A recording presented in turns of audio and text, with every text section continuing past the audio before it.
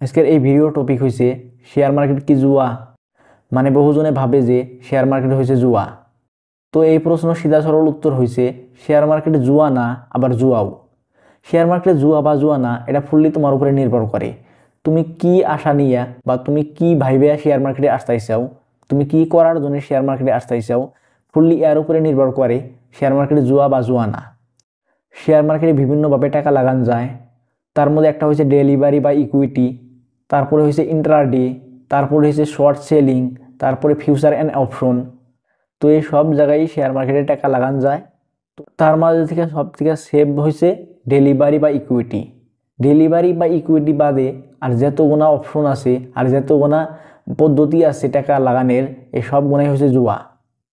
Intraday trading, short selling, future and option trading, এই সবগুনা হয়েছে জুয়া। বাট ইকুইটি বা ডেলিভারির শেয়ার কেনা বেচা করলি গেলা, এটা তোমার জুয়া না, এটা একটা বিজনেস হয়ে গেল গা।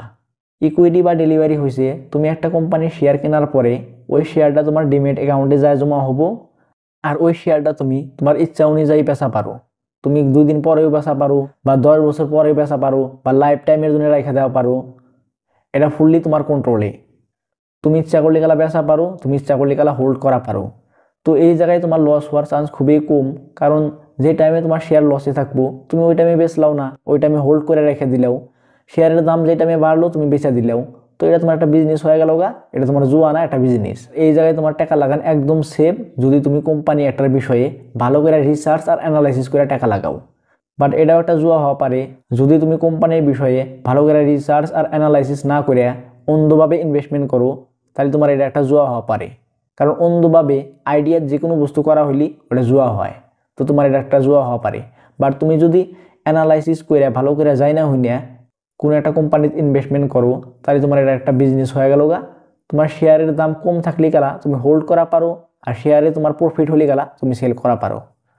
But intraday, short selling, future and option, এই বস্তুগুণাত শেয়ার তোমার নিজের কন্ট্রোলে থাকে না, কিংবা একটা স্পেসিফিক টাইম লিমিট দেওয়া থাকে।